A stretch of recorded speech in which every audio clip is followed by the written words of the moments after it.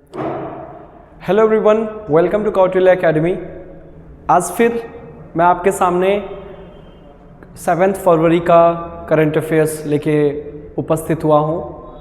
जैसे कि आपको पता है, करंट अफेयर्स आपके एग्जामिनेशन के लिए काफ़ी इम्पॉर्टेंट सेगमेंट है, तो हम लोग ये सेगमेंट डेली न्यूज एनालिसिस लगातार आपके सामने लेके आए हुए हैं और उसी क्रम में आज हम लोग कुछ इम्पॉर्टेंट टॉपिक्स के बारे में डिस्कशन करते हैं। ठीक, लेट्स गेट इनटू इट। सबसे पहले हम लोग बात करेंगे ग्रेट स्कीम के बारे में। ग्रेट स्कीम इकोनॉमिक टाइम्स में दिया हुआ था। ग्रेट स्कीम, ग्रेट योजना, इस योजना का कॉन्टेक्स्ट क्या है, अगर इसका परिवेश अगर आपको देखना हो तो सबसे पहले देखिए, recently the central government has approved 4 startups with a grant for research and entrepreneurship across aspiring innovators in technical textiles. ये ग्रेट का जो है फुल फॉर्म है G for grant for research and entrepreneurship across aspiring innovators in technical textiles, है ना, technical textile category में। अब ये टेक्निकल टेक्सटाइल्स क्या होता है? टेक्निकल टेक्सटाइल्स क्या होता है? ये परियोजना या स्पेशली ये वाली योजना, इस योजना में नए स्टार्टअप्स को जो टेक्निकल टेक्सटाइल्स बनाते हैं उनको फंडिंग के लिए स्पेशली बनाया गया है। टेक्निकल टेक्सटाइल्स क्या होता है? टेक्सटाइल मतलब कपड़े। भारत कपड़ों के उत्पादन का बहुत पुराना इतिहास है भारत का। एंशिएंट इंडिया में हम लोगों ने देख रखा है, लगभग 4000 BC में ही हम लोगों को कॉटन के एविडेंसेस मिले। नॉट ओनली दैट, IVC के समय पे हम लोग कॉटन को एक्सपोर्ट करते थे throughout the length and breadth of India. And not only that, हम लोगों को एविडेंसेस मिले हुए हैं कि मेडिटेरेनियन दैट इज़ द तक, है ना, that is the reason of the Iraq, and Iraq तक भी हमारे यहाँ कॉटन का एक्सपोर्ट हुआ करता था। बट जो नॉर्मल क्लोथ होते हैं वो एस्थेटिक के लिए यूज़ करते हैं, है ना, एस्थेटिक के लिए यूज़ करते हैं, सुंदरता के लिए। लेकिन जो टेक्निकल टेक्सटाइल्स होते हैं ये फंक्शनल होते हैं, ये फंक्शनल होते हैं, इनको किसी विशेष कार्यों के लिए इस्तेमाल किया जाता है, जैसे वेल्डिंग के लिए, जैसे प्लम्बिंग के लिए, है ना, जैसे एक फायर फाइटर जिस टाइप के कपड़े बनाते, जिस टाइप के कपड़े यूज करता है, हीट रेजिस्टेंस, राइट, ऐसे कपड़ों को या ऐसे टेक्सटाइल्स को आप बोलोगे टेक्निकल टेक्सटाइल्स। तो टेक्निकल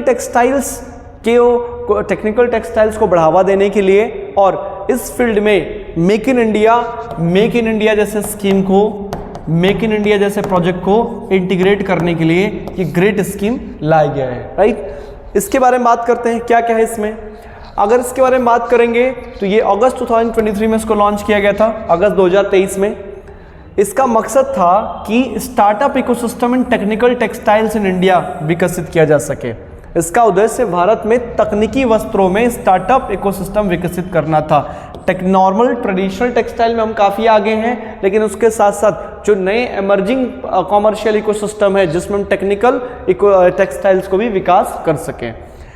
इसके अंतर्गत research development innovation component of the national technical textile missions को भी इंक्लूड किया गया है। हमारे यहाँ एक नेशनल टेक्निकल टेक्सटाइल मिशन भी लॉन्च किया गया था, जिसके अंतर्गत टेक्निकल टेक्सटाइल्स को बनाने में, उसमें रिसर्च एंड इनोवेशन में, उसको मार्केटिंग में, उसके फॉर्मेशंस में और ढेर सारे एंटरप्रेन्योर्स को ग्रूम करने में, है ना, लगातार इसके अंदर भी काम किया जा रहा है। इसका मुख्य मकसद है encouraging young innovators, scientist, technologist, startup ventures in the field of the technical textiles to translate their ideas into commercial technologies, product and make India self-reliant। जो आपके तकनीकी वस्त्रों के क्षेत्र में युवा नव प्रवर्तकों, वैज्ञानिकों, प्रौद्योगिकी विदों और स्टार्टअप उपक्रमों को अपने विचार को वाणिज्यिक प्रौद्योगिकियों उत्पादों में बदलने और भारत को आत्मनिर्भर बनाने के लिए प्रोत्साहित करता है। नॉट ओनली दैट, इसका एक मकसद और है कि तकनीकी वस्त्रों के लिए अपनी प्रौद्योगिकियों के कार्यात्मक प्रोटोटाइप या व्यवसायीकरण, कॉमर्शियलाइजेशन के लिए व्यक्तिगत उद्यमियों या स्टार्टअप का समर्थन करता है। मुख्य मकसद स्टार्टअप इकोसिस्टम को बेहतर करना और उस स्टार्टअप इकोसिस्टम में जो भी आवश्यकता पड़ेगी, फंड जो है research and development, marketing, promotion, each and every चीज़ों को क्या करना, प्रोत्साहित करना। और लगभग अगर इसमें देखेंगे तो लगभग 12 different types of technical textiles के बारे में बात किया गया है, जैसे agro textiles, building textiles, cloth textiles, geo textiles, home textiles, industrial textiles, medical textiles, mobile textiles, oeko textiles, packaging textiles, protective textiles, sport textiles, right. लगभग 12 टाइप्स ऑफ टेक्सटाइल्स के बारे में बात किया गया है। नॉट ओनली दैट, इसमें आपको ग्रांट इन एड दिया जाएगा, 50 लाख का ग्रांट दिया जाएगा for the period of 18 months. 18 महीने के लिए आपको 50 लाख रुपए भी दिया जाएगा, ताकि इस नेशनल टेक्निकल टेक्सटाइल मिशन में आप पार्टिसिपेट कर पाए और इस ग्रेट स्कीम का आप फायदा उठा पाए। अब नेशनल टेक्निकल टेक्सटाइल मिशन क्या है, अगर इसके बारे में बात करेंगे तो उसका मुख्य मकसद क्या है।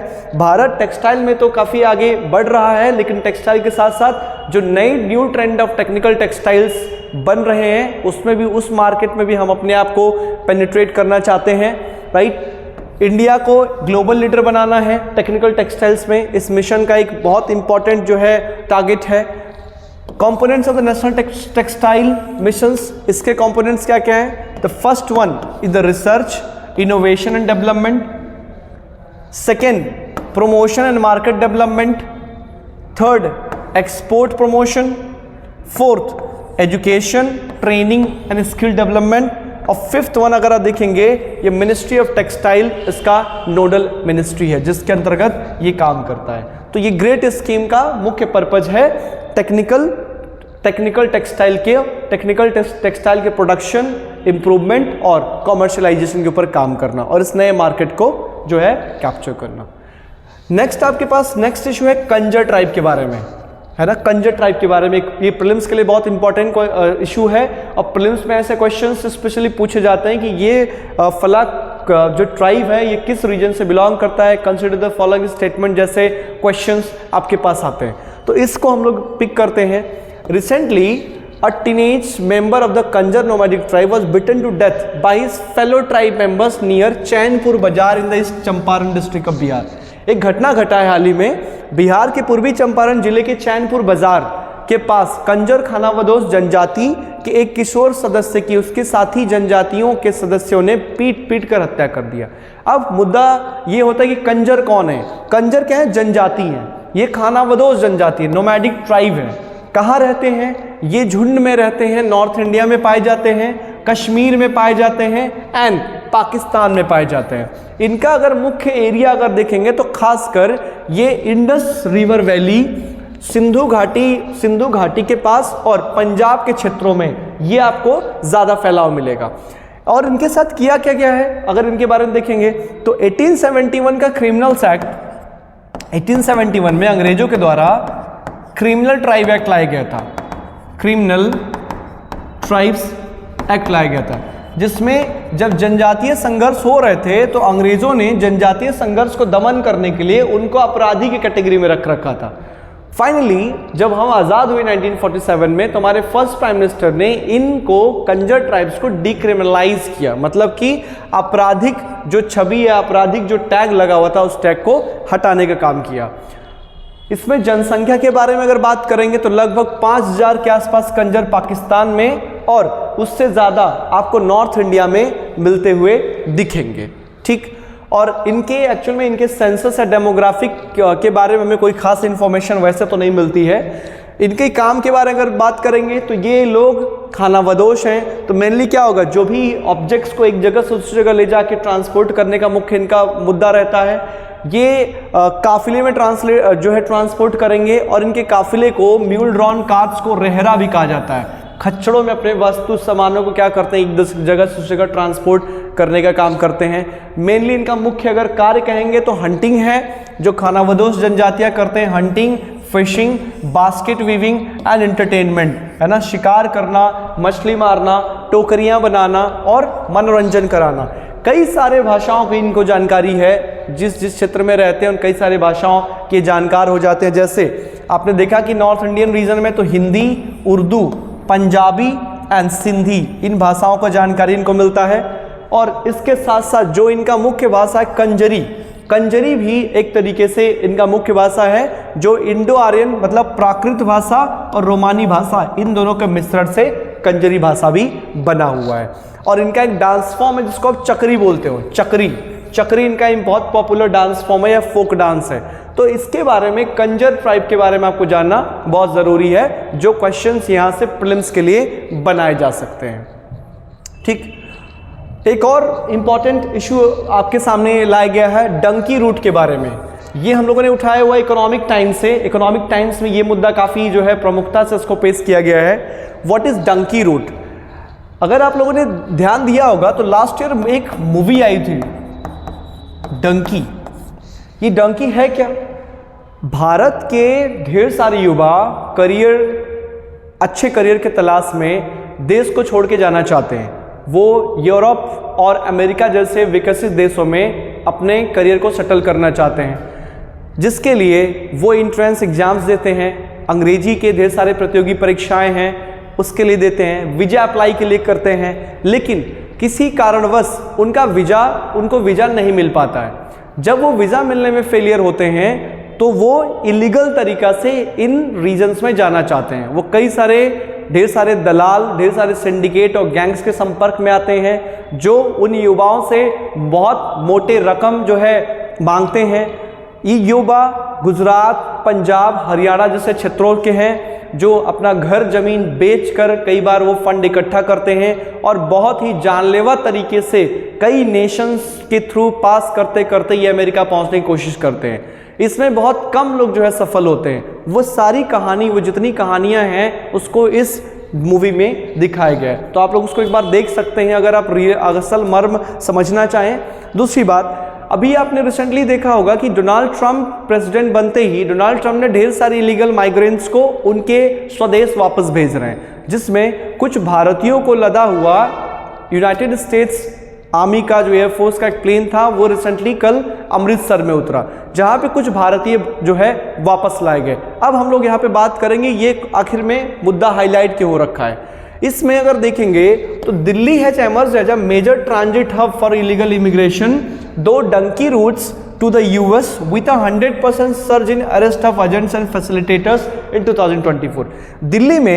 दिल्ली अमेरिका में ये डंकी मार्ग के माध्यम से अवैध आव्रजन के लिए एक प्रमुख पारागमन केंद्र के रूप में उभरा हुआ है, जिसमें 2024 में एजेंटों और सुविधाकर्ताओं की गिरफ्तारी में 100% की वृद्धि हुई है। क्या है इसका मकसद? अगर इस नक्शे को आप अच्छे से देखिए तो ये आप क्षेत्र देख रहे होंगे, गुजरात, मुंबई, हैदराबाद, यहाँ से लोग कहाँ जा रहे हैं? दिल्ली जा रहे हैं, है ना। और यहाँ से फिर अगला फ्लाइट कहाँ पे हो रहा है? इस्तांबुल से ये अटलांटिक ओशन पार करते करते ग्वाटामाला और ग्वाटामाला से यूनाइटेड स्टेट्स एंटर करने का रास्ता आपको दिख रहा है। ये एरिया बहुत खतरनाक एरिया होता है। इसमें ढेर सारे लुटेरे और गैंग्स ऑपरेट करते हैं। कई बार लोगों की जानें भी चली जाती हैं। अगर आपको पता होगा तो रिसेंटली न्यूज़ में हमको पता चला है कि अमेरिका जाने के नाम पे कई सारे भारतीयों को, उत्तर प्रदेश के 2 युवक थे जिनको म्यांमार ले जाया गया था। म्यांमार में वो गैंग्स की गिरफ्त में आ गए, लेकिन फाइनली जब खबर पता चला तो इंडियन गवर्नमेंट के इंटरफेरेंस की वजह से उनको फाइनली वापस लाया गया।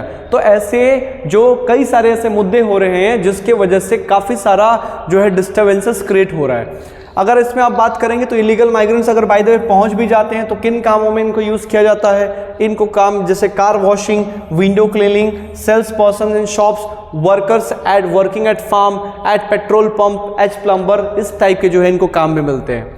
डंकी रूट के बारे में अगर बात करेंगे तो डंकी रूट इलीगल माइग्रेशन का एक रास्ता है जिसमें कोई भी व्यक्ति ढेर सारे रास्तों के थ्रू मल्टीपल कंट्रीज के रास्ते अमेरिका या कोई भी डेवलप कंट्रीज यूरोप में पहुंचने की कोशिश करता है।